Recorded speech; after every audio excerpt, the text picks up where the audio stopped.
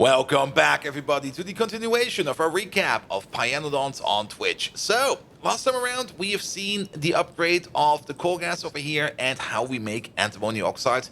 And today, we want to use said antimony oxide, which is already a facility that you do see over here. Now, we're kind of going through this a little bit backwards, because we did build this the other way around. We actually did build this over here last. But nevertheless, we're going to take a look at what we need to make these very important material. This over here, the intermetallics over here, you can more or less imagine them on the same category as circuits, because we are going to need them mostly for buildings. There's no research what we need them for.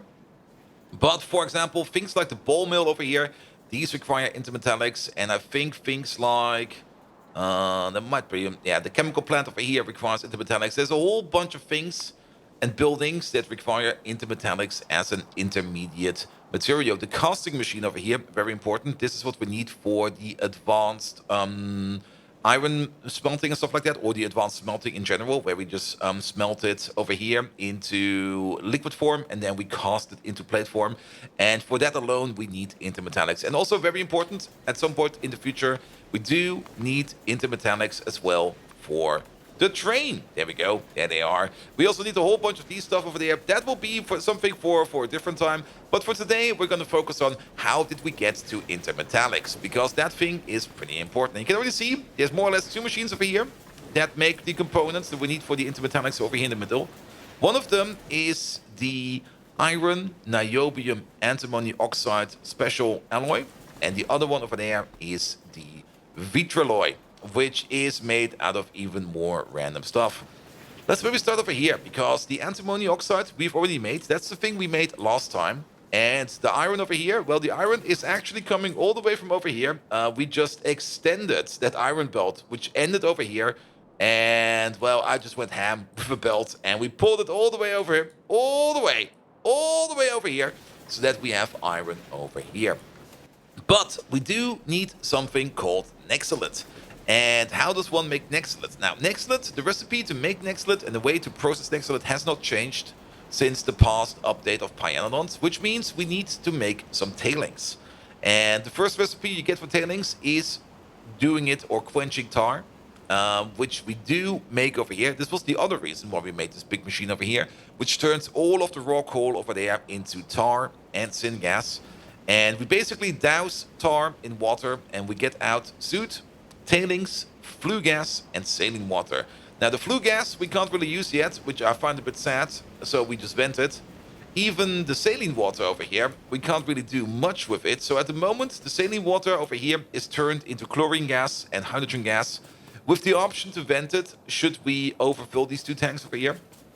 And of course, we also turn it into sodium hydroxide, which over here already has entirely backed up.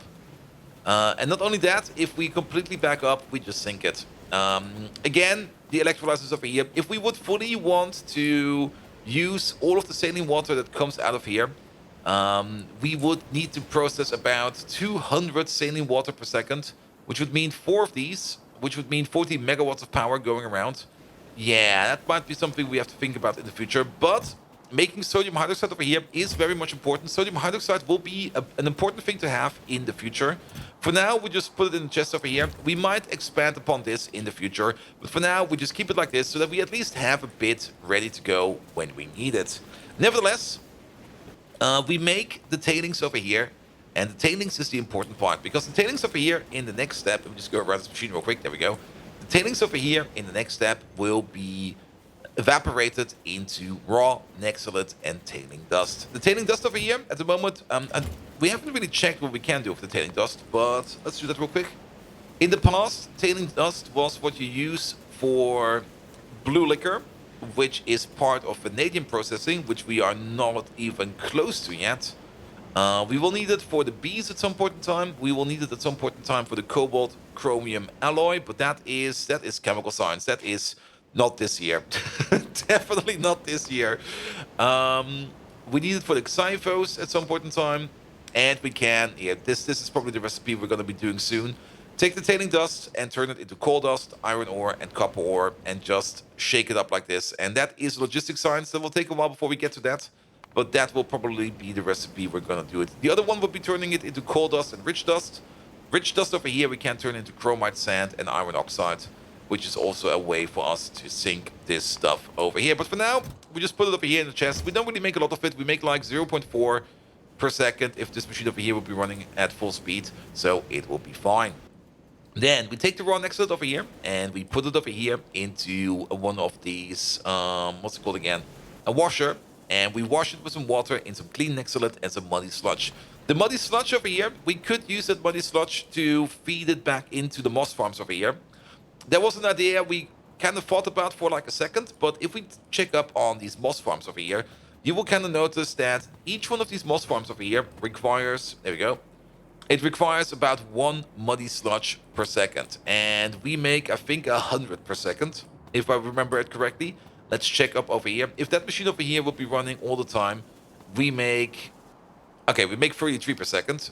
If it would be running all the time, that is still 32 or 31 more than we need per second. So we just put the muddy sludge over here into the ground. Muddy sludge, I feel... in my opinion, it's a free resource, because to make muddy sludge, what we do is we take like a soil extractor over here, put it into a washer, add water, and we get muddy sludge.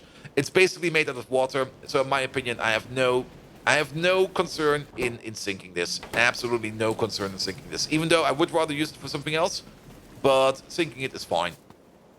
And then, of course, the clean Nexolite over here goes into an advanced foundry over here, and we turn that into Nexolite plate. And then the Nexolite plate over here goes over here together with the iron plate and the other stuff.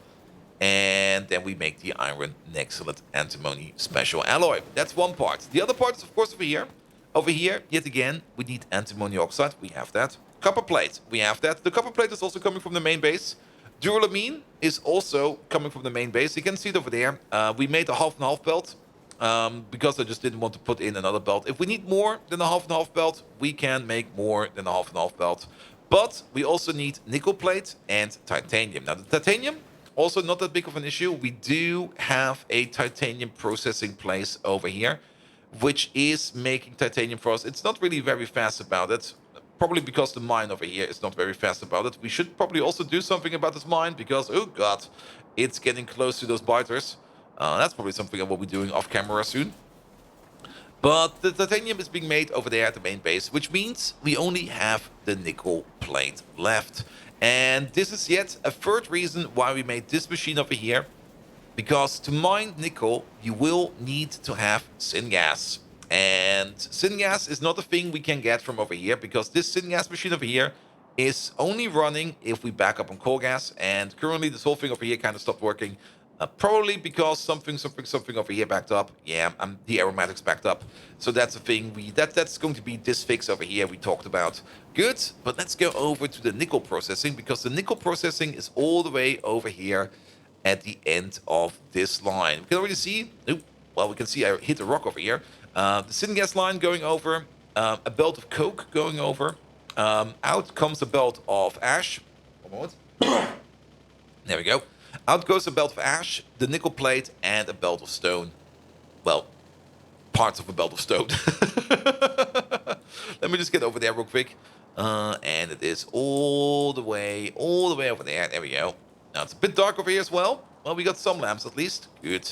Now, the smelter setup over here, this is our classic smelter setup. This is the smelter setup we've been using up pretty much everywhere to compensate for the ash, to compensate for the plate, and stuff like that. We also put some forestries around it yet again, just to make sure that the pollution over here stays together. But let's go all the way over here, because this is where the mining is happening. Now, we need about 4 times the amount of drills over here to fill up this belt over here. One issue is the nickel ore over here has a mining time of 200%, so it's not going to be as fast as you might think. And the other issue is the fluid mining drills over here only have a mining speed of 1 per second. Compare that to the basic electric mining drill that goes at 2 per second, which is pretty darn good. But the fluid mining drills Mark II over here already, they only go at 1 per second. Now, we got the Mark II drills over here, which is pretty good. Main reason is the Mark II drill over here does not rely on any kind of internal combustion. It relies on power. So we don't need to pull over a coke belt over here or an ash belt over here. We just put power in and these machines over here will run. We do have to feed them up with syngas and to make them run. Now they do pass through the syngas, so we can't just place them back to back to back to back to back. And then these over here will just keep drilling forever. But we do need 4 times the amount. The setup over here is set up to handle a full yellow belt. More or less, the first stage of any kind of ore processing is more or less always the same. Either put it in a jaw crusher or put it into a screener. You get like some kind of purified ore out of it, and you get some stone as a byproduct. In this case, we put in 5 nickel ore, and we get 1 nickel grade 1, which means 3 of these consume 5 per second. 9 of these consume 15, and 15, as we all know, is a yellow belt. And that is exactly what we want to process over here. So we get the processed grade 1 nickel out of it, and we also get some stone out of it. The stone goes just down the belt into whatever we want to sink it into, and then the processed nickel over here just gets molten up directly into nickel plate. And then we got this magnificent line of nickel plate coming out of here. And this one over here is, ooh, it's very nice, very nice. Good. Of course, the extra wood that we make over here, we just burn it off over here in a small little power plant. This over here is just to burn down. Ooh, I made 10,000 green circuits. I do like the achievements, even in model playthrough. It basically shows also you guys that I have not used any console commands yet. We are playing this legit. We're playing Pyanodons as legit as possible. Because I like the pain of Pyanodons. It's not as painful anymore. I mean, if you played Pyanodons once, you're basically hooked. You're basically already like coming back for more every time. But it's very much enjoyable. Good, and then all of this over here together goes over here to make the retralloy. Now, we could make this over here better. We could set this up probably in a way that we can make way more of the intermetallics over here. If we look over here, we make 2 retralloy every 10 seconds, so 1 every 5. And over here we make 2 alloy every 20, so 1 every 10. So you make 1 every 10, you make 1 every 5. This already tells us that we can have 2 of these to 1 of these. And then this one in the middle over here requires 1 of each every 15. Yeah, and then we could even more of these. In my opinion, just make it run, because we don't really need that many intermetallics to begin with. We only need like a couple here and there to make the machines that we need for now. And as soon as we need way more of these, then we scale up. For now, having this set up like this is perfectly fine. We will be spending enough time doing other stuff, and by the time we come back, this chest over here will probably be full, and then it will be fine either way. And I do kind of hope, speaking of full chests, let's check over here real quick. We've been using up quite a bit of belt, and okay, this chest over here is almost full again. We actually ran out of belt at some point in time, putting down all the belts from all the way over there to all the way over here. Now, we did kind of end up building something similar to a main bus. I would prefer not to have to build a main bus because I don't really like that pattern. It does get things done, that's true, but I don't really want to rely on the main bus. I do want to rely on trains. And let's maybe have a quick look at what we need for trains. For trains, we do need to set up steel processing, which means we will probably have to enhance our iron processing in the future. And we have to set up the production of brakes, gearboxes, and shafts. As well as maybe improve our duralumin production a little bit. Things like the brakes over here, these are made out of copper, more steel, vitralloy, which is more of this. We might just use the extra vitralloy that we make over here for something else down here. Ceramics, we already have those. More duralumin, glass, small parts. So overall, not too complicated to make. The gearboxes over here require more of the iron Nexus antimony special alloy. That's more of that. And the more I think about it, the more it kind of makes sense that having one of these over here will probably be fine, because we kind of do want to use more of this product and more of this product into more products down the line. We do need some fish oil, though. At some point in time, we will have to make a fish farm. And then, of course, we will need the shaft, and the shaft is just solder and more of this. That's actually pretty easy to make. I'm surprised about that. And that will be all that we need to make the train. Really? Isn't there something stuck before the train? Train's over here, and they're behind melamine. Oh, but I think because the battery is over here, That's because it's behind melamine. So we don't really need any kind of poop setup. And yes, we're talking about poop over here. Because melamine over here, let's just have a look at that. At some point in time, Pyanodons has a lot of things called manure. At some point in time, you will have to make a poop farm. Better name for alien shit. There we go. And you can make manure pretty much out of any kind of farming animal that processes food and, well, just poops a bit. What do we do with the manure? Well, we can turn it into biomass. We can use it for farming, of course. We can just throw it up on the farm and make a farm go faster. That will probably be one of the priority things. But we will probably be turning it into liquid poop. And the liquid poop over here, we will be then either depolymerizing. This one will probably be for... Ooh, we get that kind of soon. Ooh, oh, they changed this one. Oh, that's a good change. I like this one. Yeah, depolymerized organics. That's one of the things we could do it for. We can turn depolarized organics into zoot, shale oil, steam, and tailings. And the zoot over here, we can turn into... There we go. Into gold plate. So technically, we can make a poop to gold machine.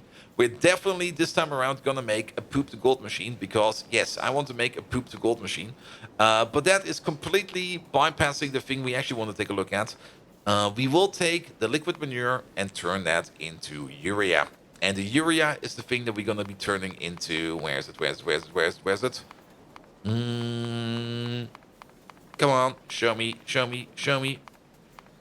No, we need urea for quite a lot of things. I should probably go the other way around. There we go.